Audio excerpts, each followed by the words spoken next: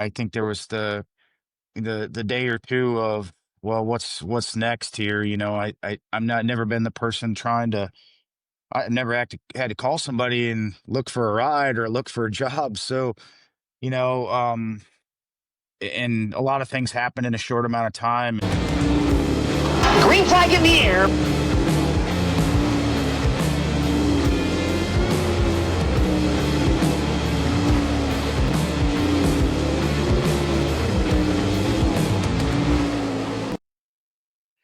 Hey everyone, welcome back to Hot Lapping with Landman. I know it's been a couple weeks since we did anything. It's been kind of hectic for me. Been out helping out my good buddy Donny Schatz. As everybody probably knows that as a regular listener, for you newbies, I've been known to tag along with Don and help him out quite a bit. Had a very busy schedule with some sudden schedule changes for Don, and I've been helping out that way. So I told you guys I'd be away a couple weeks, and that's about where we're at here. It's been exactly 2 weeks since that all went down. What we're going to do today is we're going to bring in, of course, why not bring in Donny Schatz, and we're going to bring in car owner Dave Lunstra. Dave has stepped up to the plate in just a huge way. So, like I always say, let's not wait around any longer. Let's get Don and Dave in here and talk a little bit about the last couple weeks. All right, so it's great to have both Donny Schatz and Dave Lunstra join us here today at the Hot Lapping with Landman studio. Been out for a couple weeks and been busy a little bit, but both you guys, thanks for joining in today. Thanks for having us, Lan. Yeah, No no problem. problem. So, just wanted to get started here a little bit. We know it's been a hectic couple weeks for both of you guys, putting it nicely. And Dave has really stepped up to the plate, Don, for you guys in a kind of a short notice deal. And Dave, I guess I just wanted to start the show a little bit by getting to know who Dave Lunstra is. A lot of us in the upper Midwest know who you are, but some of the people probably on the East and the West Coast a little bit don't know as much about Dave Lunstra as they probably should. And so I just wanted to start with that. And Dave, tell me just a little bit about how you first got the racing bug, obviously as probably a younger lad or something like that, and what got you to where you are today. Well, obviously back high school time, race fan, Houston's is right around the corner. That's what we did. And that's what started it all. Just I couldn't believe the action, the people, good people all around. And I started sponsoring cars in 1993, Mike Stegenga and Matt Richard. And then Chad Meyer, a family friend, he started racing at the age of 14. I started sponsoring him solely. And I think in 2001, I started owning some of his cars. So that's when it started for me as far as the ownership side was 2001.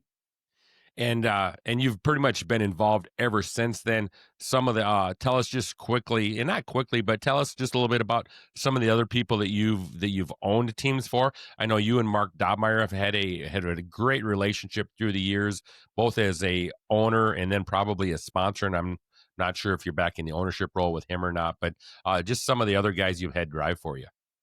Yeah, so Chad Meyer, run together, won a lot of races. Had a co-championship, I think, one year with Justin Henderson, if that's possible. And then Dobmeyer came on board in 2007, and I had him through 2014, and we won a lot of races. That was in my car, uh, literally hundreds of races. So championships, it was a really, really fun time. Had a couple outlaw wins. And then in 14, he moved on. And in 15, I got Tim Kading, and that was 10 years worth of racing. Yeah, and that gets us So, to where we are today. So now I've been hanging around there a little bit, and I think you have a young up and comer. And I know you mentioned the last name Steniga earlier. Is there any relationship there too with Blaine and him, or is it just a very yeah. close So, similarity in the last name? Mike Stegenga, the first guy I ever helped sponsor, is Blaine's uncle. So I grew up with that family, and I've been watching Blaine. He was a 3-time national champion on dirt and quads, and I think 4-time world champion on ice. And then he went into 305s, and I was watching him, obviously, family friend, and good racer, looks ahead, not afraid to move around. So he needed some equipment and to keep moving, and I took him on board. Then you also put a deal together with Darren Pittman this year, which I know was just a very few select races. But tell us just a little bit about that story, kind of get us up to speed here and to date to where we are right now. Yeah, he called me back in December about a Knoxville Nationals deal to put together, and we talked about it. I talked to some sponsors, and we just made it all happen. We ran a couple shows ahead of time early in the year. Boy, it takes a lot to get things going, and we managed to get things put together by the time Nationals came around. And long story short, we made the show. That was the ultimate goal. Definitely. So you think your season's kind of winding down a little bit? I know Tim went back out west and stuff like that, and things have kind of calmed down a little bit in the Lundstrom Motorsports camp. And then things got kind of busy here a couple of weeks ago, and we'll bring Don in here a little bit too. And a couple of weeks ago, Don, your world kind of got turned upside down, and Dave and some other people stepped in to help that situation. Maybe talk us through a little bit about how we got to where we are today, with you being able to do 6 races with Dave and his great guys. Well, I don't know if you call it upside down or right side up, Lan. It could be you could look at it either way you want. Yeah, obviously there was a huge change. I think the timing was what it was. And I think there was the day or two of, well, what's next here? I'm not never been the person trying to. I never had to call somebody and look for a ride or look for a job. So you know, and a lot of things happened in a short amount of time. And David offered that, from the word go. And obviously Jason Sides is a good friend of both Dave's and mine, and spends a lot of time at Lundstrom Motorsports. In fact, he's probably getting ready to head that way here shortly. So um it just kind of came to fruition. Actually, I wasn't sure what to do. I was like, am I going to go to the races? Am I not going to go to the races? I knew I wanted to race, but just had a lot of moving parts. And obviously, Brad Alexander was probably one of the first guys that called me and said, "Hey, I'll help do whatever. I want to help you here, get going." And he said he basically dropped what he was doing, and um, him. And next thing you know, I'm getting a call from Hang him on and real Cody. quick, Don. Just tell everybody real quick who Brad Alexander is and how he works in the past with you. Yeah, Brad raced with us at TSR several years ago. He was there for a couple seasons. Him and Jacob Weaver. We've had the luxury of having a lot of great guys work there. So Brad's I'd consider him a close friend. And obviously he's dropped what he was doing to come to help me be whatever, just like you have. You know what I mean? You dropped everything you were doing to make sure that I kept going to the racetrack. So appreciate both of you guys, or everybody that's been a part of it. But we next thing you know, I was getting a call from Brad and Cody, and they're like, "Hey, we can put a car together here for you for 7 races." Because at the time, I had aspirations of finishing the season, but there isn't, I didn't want to displace anyone.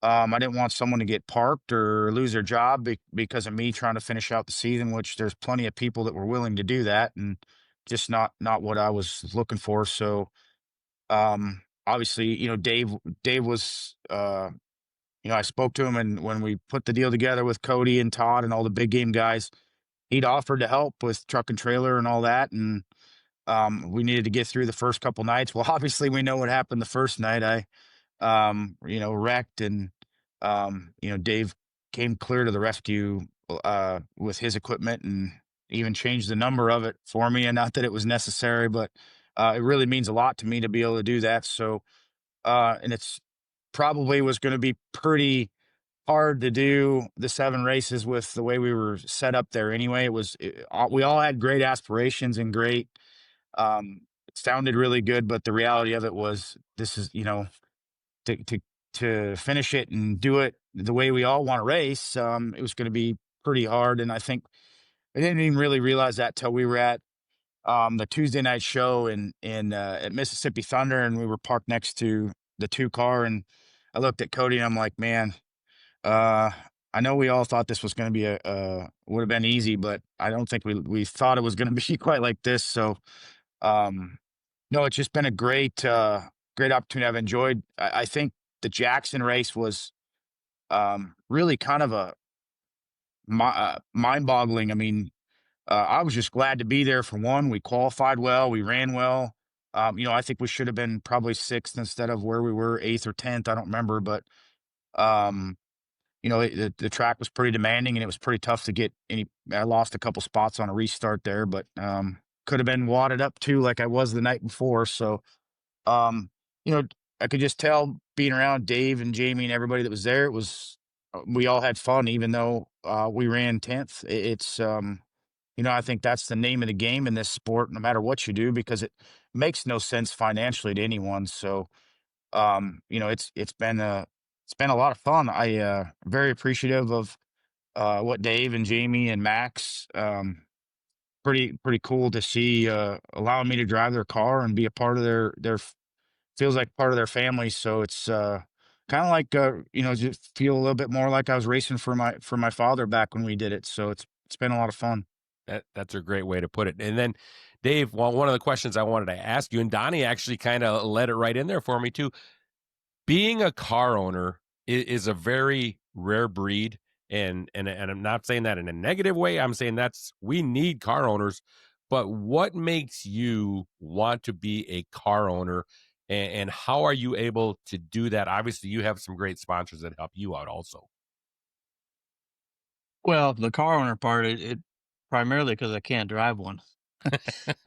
Everybody wants to drive a race car. I don't think a lot of people go out and say, someday I'm going to be a car owner.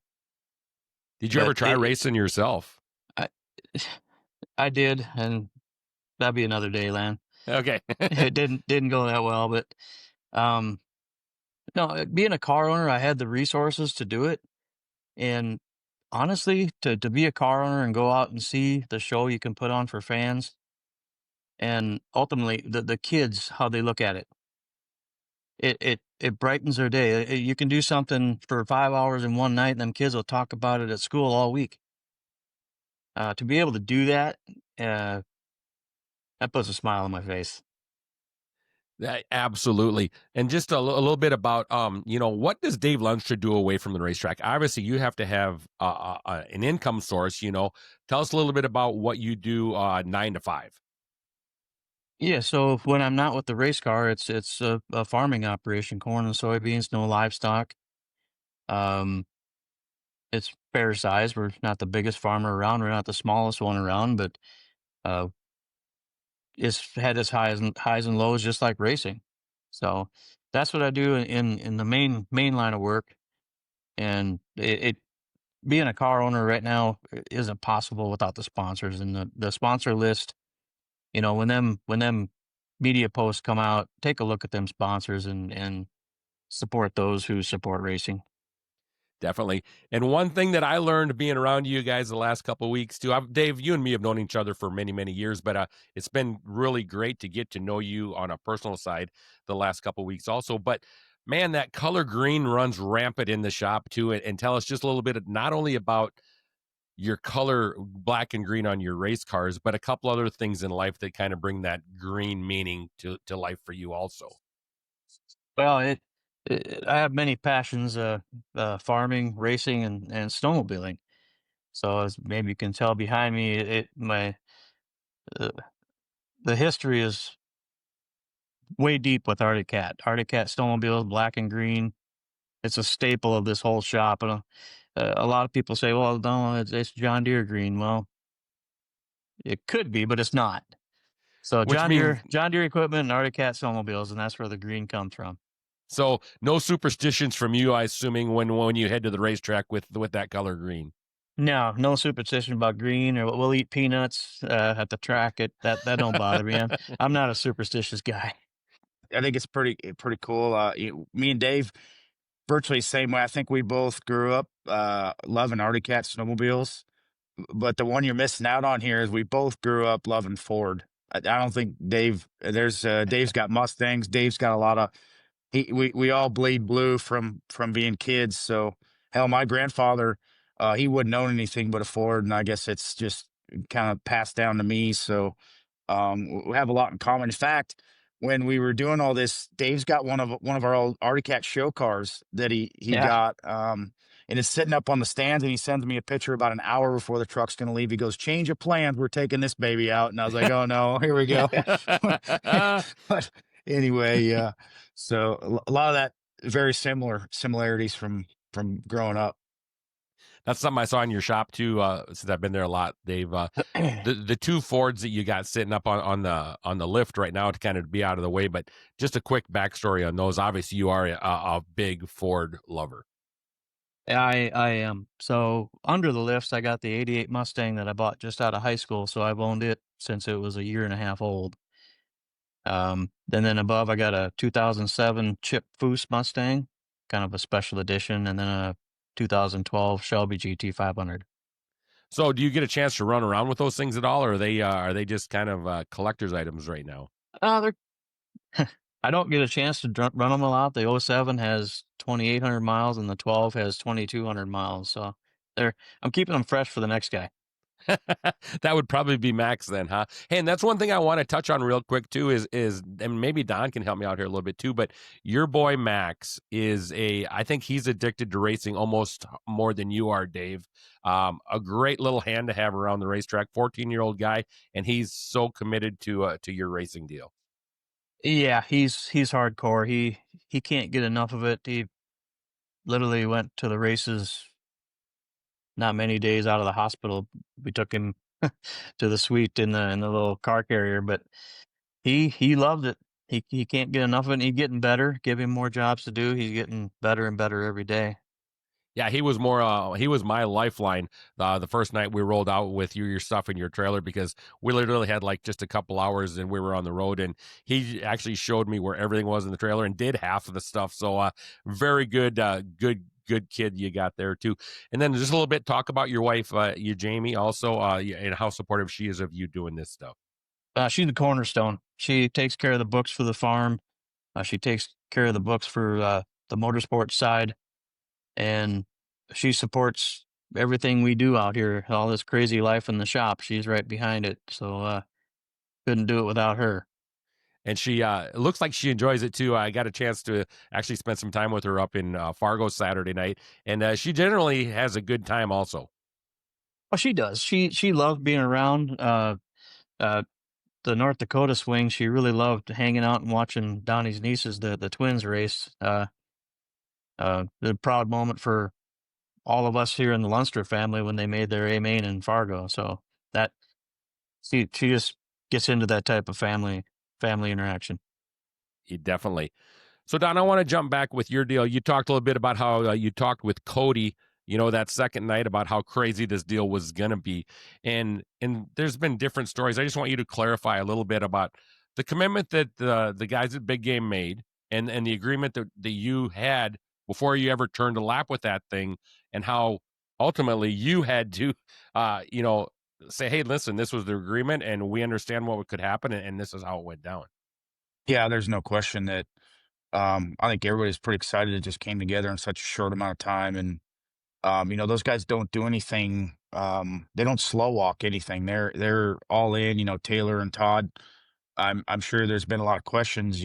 Taylor had uniforms made and wanted helmets painted like right now, and I'm like, man, this is only for 7 races, and he says I'm not doing it half-assed. So obviously that's why I have uniforms, and I needed uniforms anyway. So obviously I get to wear shop usage uniforms the rest of the year, and but yeah, it's probably going to be a little far fetched. And, I'm not one that normally tears up a lot of equipment, but I guess in this situation, I guess if you could turn something sideways 4 times, it's the way it's going to happen. So, just the way of the world, it's all right. I think, it, we turned a good situation into a better situation for the short term. And, ultimately it'd be, uh, cool to be able to run the same car the rest of the year, but that's just not the way it's just not viable or feasible. So um, we'll I'll do what I have to do to get through the year, and hopefully, we don't have that scenario going forward. But I've been pretty blessed. Like I said, you don't know what's in front of you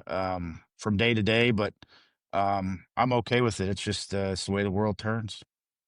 I want to jump back and talk a little bit about Brad Alexander and Stephen Ham Riley, pretty much putting their life on hold for a couple weeks to come out and help you.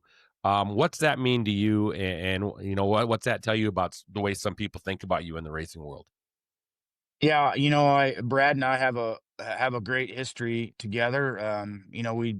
We worked together a couple seasons with Steve Swenson and at TSR, and we always got along great. I think we both I think we're both pretty passionate about getting results, and if we weren't getting results, we were, I wouldn't say negative about it, but we were definitely had the shovels out trying to figure out what was next. And I think one of my there's been millions of pictures over the years of all the things we've done, and I think I have a picture in my kitchen that I look at every day when just on the wall, and it's really the only racing photo I have, in my house, and it's the night we won Nashville, the Nashville race in the makeshift track, and Brad and Jacob and me were standing in victory lane, and I got the guitar going like I'm 25, like these two guys. So we had a lot of fun together.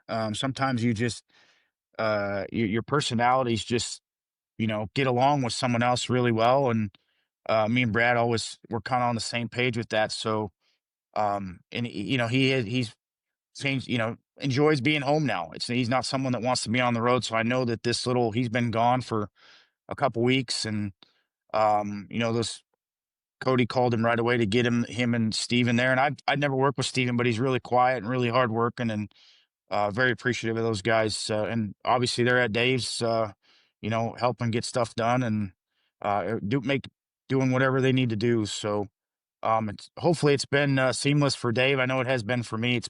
Feels like I've never missed a beat really, and that makes me feel really, really special. That's something I wanted to jump over and almost the same question to Dave. You know a little bit. Well, you've known both the guys. You knew Brad and Steven both, but to basically turn the keys over to the operation and say, from what I've been able to see, is Brad and Steven, go ahead and this is my baby, this is my race car, and you guys have at it. And I think you've pretty much let them run the race car the way that they wanted to, and you've kind of stepped back. And tell me if I'm wrong, but that's very noble of how this has gone down. Yeah, those guys coming in, it was good. It was needed. And when Donnie came to my car and they came around, it was seamless. They jumped right in. They knew what they were doing, and happy to have them. Hardworking guys. Definitely. And the one thing that Brad told me, you might not know this, but Brad said the first night at the racetrack, he told, you asked about air and stuff like that. And Brad said, well, you can fuel the motor. Very important part of the racing. But, and I think that shows the respect that Brad has for other people's stuff and the equipment too, is like, without a motor, we got nothing. Right. Yeah. When he said that, I was like, I'll do it. I don't mind doing it. But when he put his trust in me like that, I realized it's my car, but he's the crew chief. It's his deal, and I'm happy to do it.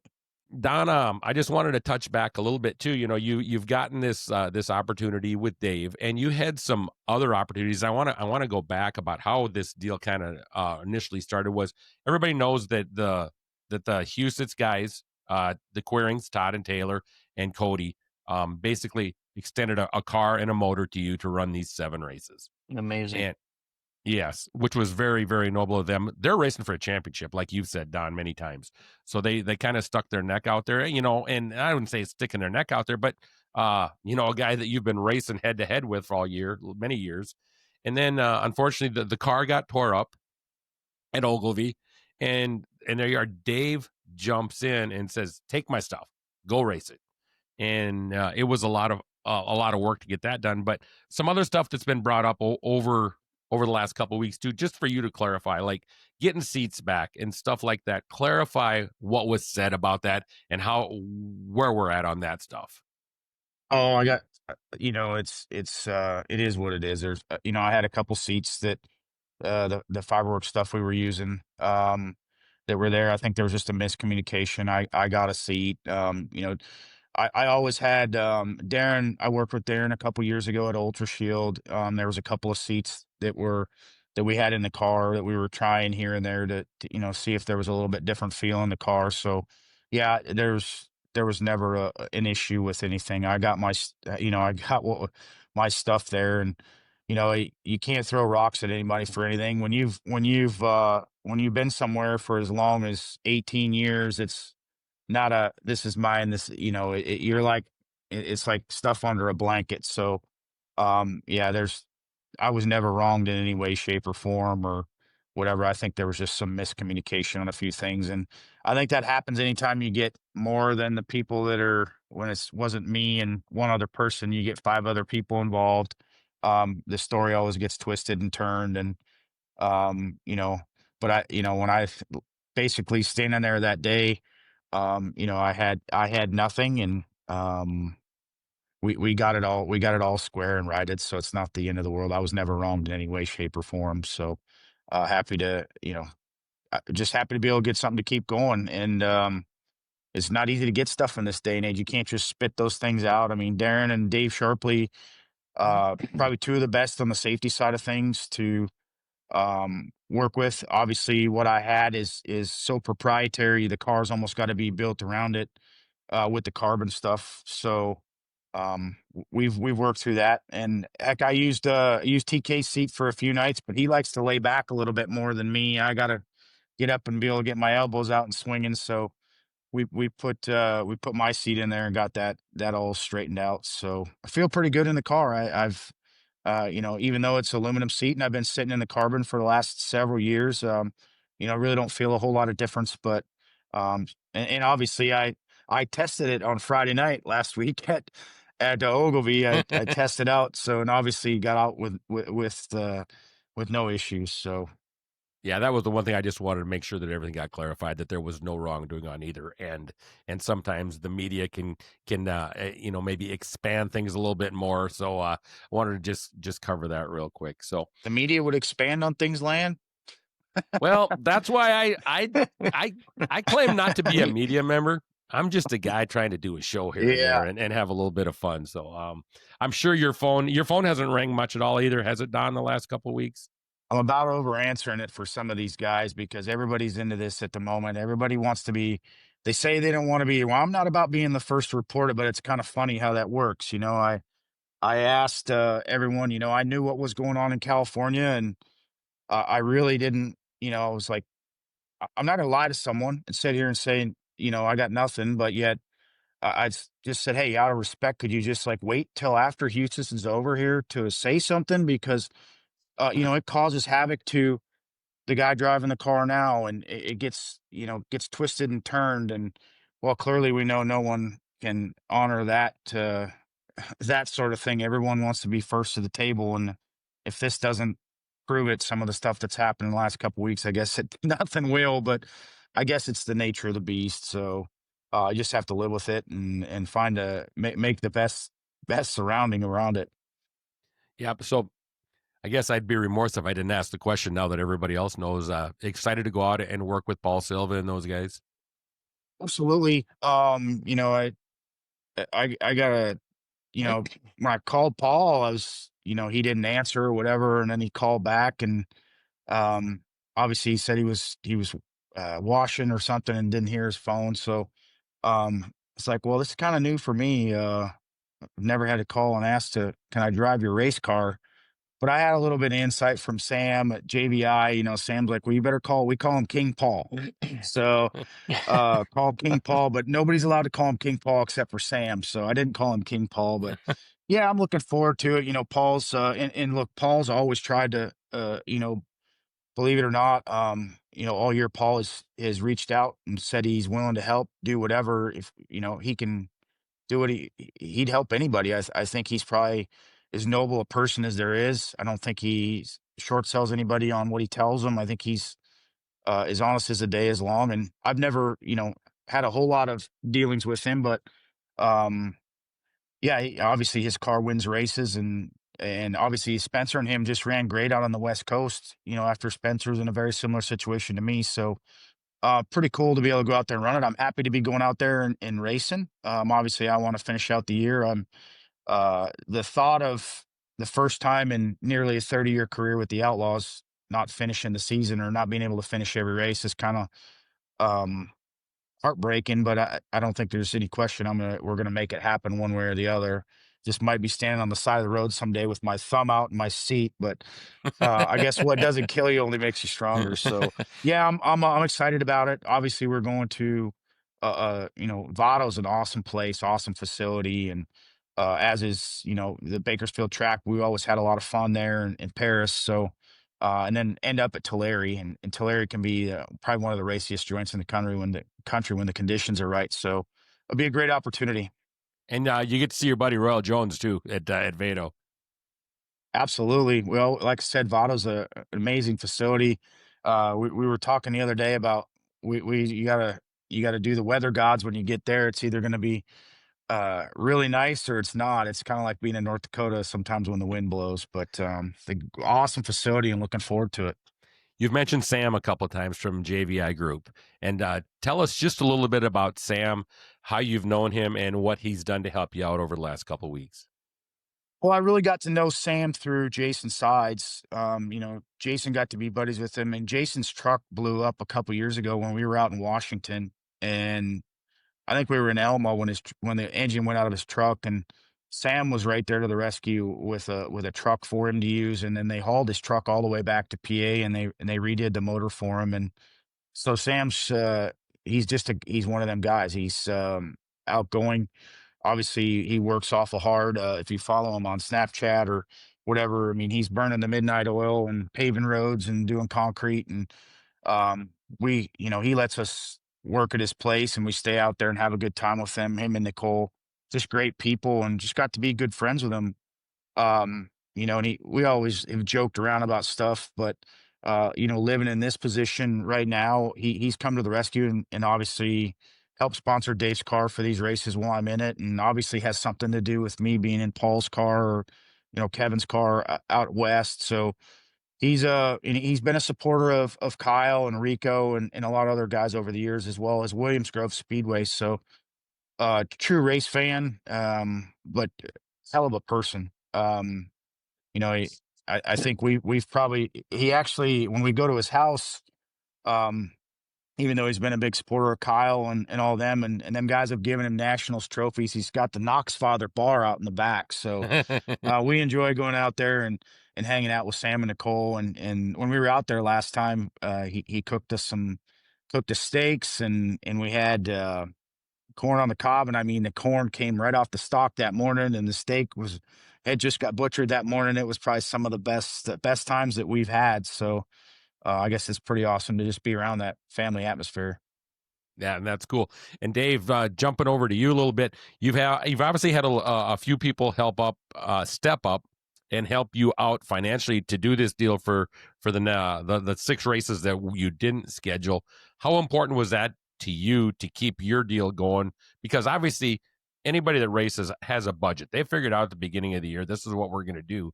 And for you to get 6 races shown in, just tires, diesel fuel, racing fuel, and motor wear can add up like that.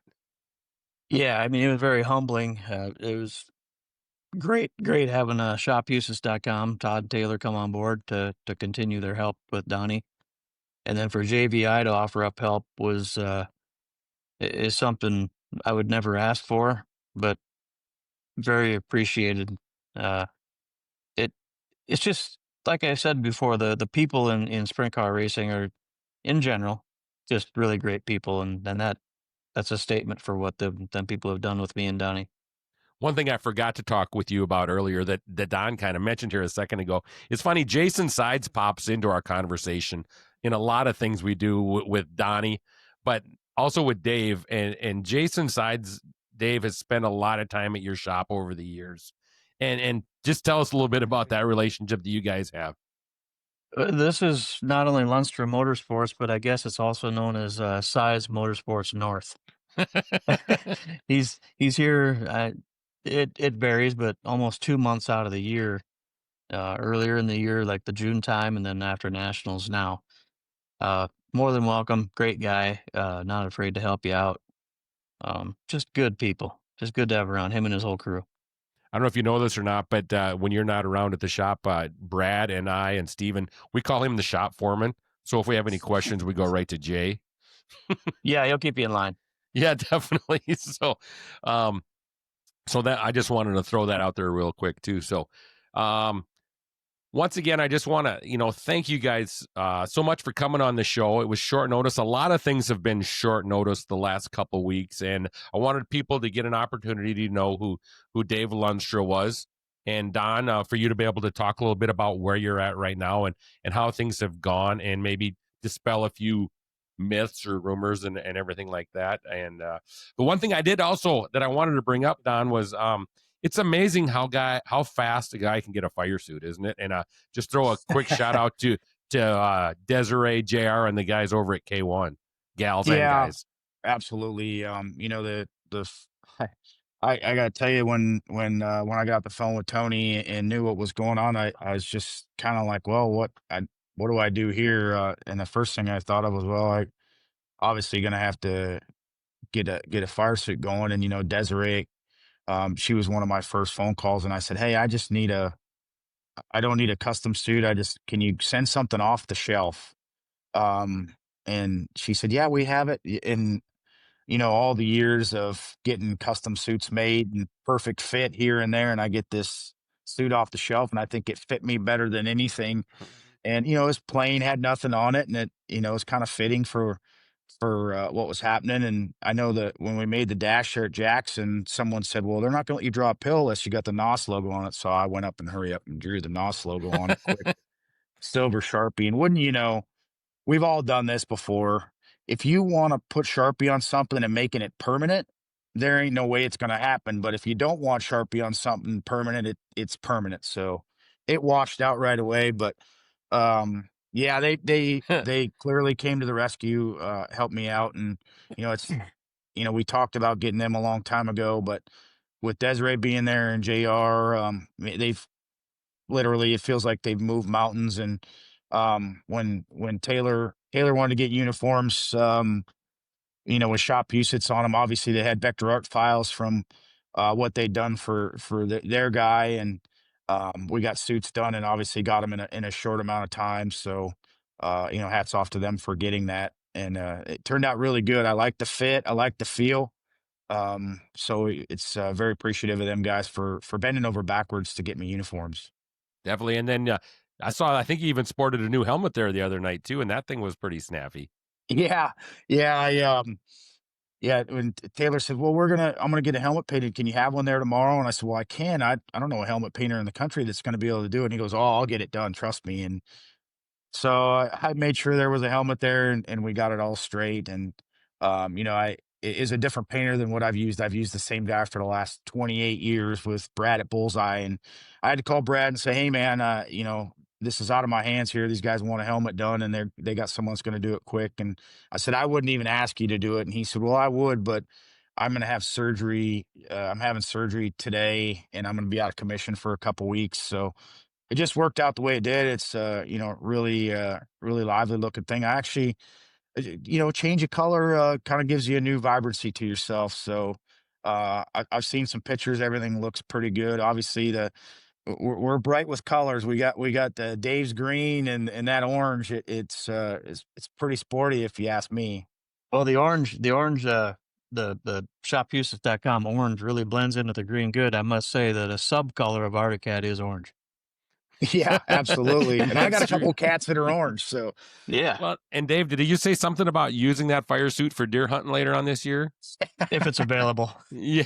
yeah, yeah, I Well, did get that a lot the other night. It had to. Mike says, my brother-in-law said, "Well, I guess you don't have to do anything for deer hunting. You just wear that out." So, but it's pretty bright, but it stands out, and that's what it's supposed to do. last thing before I let both of you go. We're gonna race 2 nights at Houston Speedway this coming week, Saturday and Sunday, and it's kind of ironic that that's where you guys kind of end this semi partnership or whatever it is, because we've got Todd Queering owned Houston Speedway with Taylor running the place over there in the race team. The race team sits right on the hill. And Dave, it's been your home track for forever. And Donnie has pretty much cut his teeth at Houston Speedway, along with the tracks up in North Dakota. How much fun is this weekend going to be for the two of you to go race at Houston Speedway for 2 nights? I don't know that you can even answer that, Lan. It's pretty surreal, really. I mean, I grew up racing there, cutting my teeth there. My dad knew if you were going to get anywhere in life, you had to go to Houston's. And believe me, I tore a lot of stuff up and had a lot of fun. And still, I'm looking forward to it. Obviously, we were there this summer for 4 nights, but when it comes down to fall, and obviously they just ended their season, just an awesome place. And um, one of my great friends, Greg Baker, does the track there with Taylor weekly, and we're snowmobiling buddies, as is Dave. So, when you know the people, it just makes it that much more, you feel connected to the people in a certain way. It just makes it that much more special. Um, I got to be honest, I was having this this, I don't know what you call it, but epiphany here of what to do. Like, here I am on Saturday night.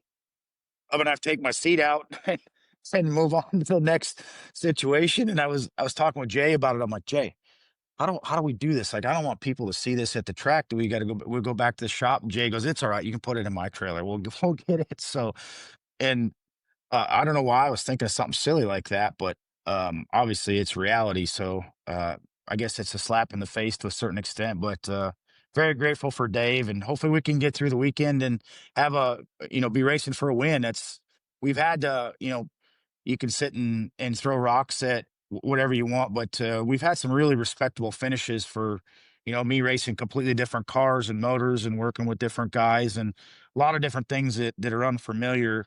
So I feel like we've had pretty good results or very good results for what's happening for all of us, because it takes time to not just work with people, but he's obviously got different cars than I've ever had, and you got to get used to that. And I don't know that I've ever been this stuck in my entire life. It's like I can't get unstuck. So, but Brad and Steven have been and doing things to try to fix that, and Dave's had input on that too. So, looking forward to Houston to see. Hopefully, we can get ourselves qualified well and be up there racing for a win. And I think if we can get up there racing for a win, I think I can get us in a position where we can do it. Dave, your thoughts real quick, heading over to Houston Speedway, pretty much your backyard. It is the backyard. And we've been only out of the top 10 one time, in the top 10 all but one, and a dash appearance. So I'm definitely not upset with that, and feels pretty good rolling into the hometown track with that kind of a record. Obviously, things can go the other way, but um, it's going to be a lot of fun. All right. Last thing, Don, heading down to Houston, do you got any apparel? I know that your mom might have ordered just a couple things for people wondering, are they able to get stuff down there? Absolutely. Anybody that knows my mom knows that that's what she loves to do. I think there's been times where she loves doing this and doing the apparel more than any one single person loves anything they do. And she works at it. It's been absolutely surreal, the support from the fans through all this. Anybody that knows her knows how she operates. She does everything 100% like a business, and she's open all the time. And she has you can't sell it if you don't have it. So um, it's pretty crazy, and people have been very susceptible, and even those, the Houston shop Houston's car was kind of a one night thing. People are asking for merchandise, and I believe and we'll have stuff, and as will shop Houston's, we'll have some stuff too. And Dave's car has been very popular with not just race fans, but also even the racing community. I mean, I spotted uh, little Dobmeyer wearing my shirt the other night on Dirt Vision. So, that's pretty cool when you see the support even from the racing community and the people you race against. So, but it is, it's hard to shake a stick at that green and orange. I'm telling you, it's pretty sexy. And I have to agree. And when they threw that dash orange on there last week, it was like, yeah, that thing really pops out now. So, anyway, Don and Dave, I know that you're both super busy. Dave, I know you're trying to run a farm out there. I know you're running a little bit behind already on some stuff. And Don, I know you're taking care of Jason and the guys up there with their trailer. There's a few things. So appreciate you guys taking a few minutes out of your busy schedule and taking time to maybe let the fans know a little bit about how all this stuff has gone down and how much maybe of a challenge it's been, but a lot of fun too. Thanks, Lan. It has been fun. I don't know that the challenge it's been a challenge at all. It's been seamless. So thanks to Dave and Jamie and Max, and obviously you've put on some miles back and forth trying to do that, and obviously put your show on hold for a couple weeks. So appreciate your efforts, and Brad, Steven, everybody involved, Jason. Actually, I got to go work on Jay's trailer. He blew an airbag the other night, and it took us all day to get that fixed yesterday. And he's got 2 more that are about ready to blow. So we got her in trying to get him fixed up so he can head down to his Sides Motorsports North down there in Sioux Falls. So, Dave, I assume they're coming your way, and if they do show up, I assume the grill will be fired up at some point tonight. Oh, somebody grill. It might be at an establishment. Never know. But all yeah, right, when they get here, we'll take care of them. All right. Thanks again for both of you coming on. Best of luck to you, Don and Dave, this weekend and as the season finishes out for you guys. Thank you. Thank you, Lan. All right, everyone. So that was Dave Lunstra, car owner of the car that Donny Schatz has been driving the last 4 races, and he's got 2 more coming up this weekend at Houston Speedway. Fun listening to them. It was great getting all the stories out and the facts of how everything's gone down the last couple of weeks, and how much Donny appreciates Dave stepping up and doing all that stuff for him too. So thanks everyone for tuning in again, everyone being so patient with me while I was out for a couple of weeks. Hopefully we can get back to a little bit of normal here and continue to get some more guests on. Thought this was a great opportunity to visit with both Dave and Don. So if you like what I've been doing, like I said, give me that like, give me the share, hit the subscribe button, hit the follow button. That would help me out a little bit too. Also want to thank Tomahawk Media and Designs HQ. That is Krista Strand. She does my my background art for me and a lot of other things for me on the side. Helps me get stuff going. If you guys are interested or you need help getting stuff going like this, Krista is the person to get a hold of. She does a great job. Once again, that is Tomahawk Media and Design HQ.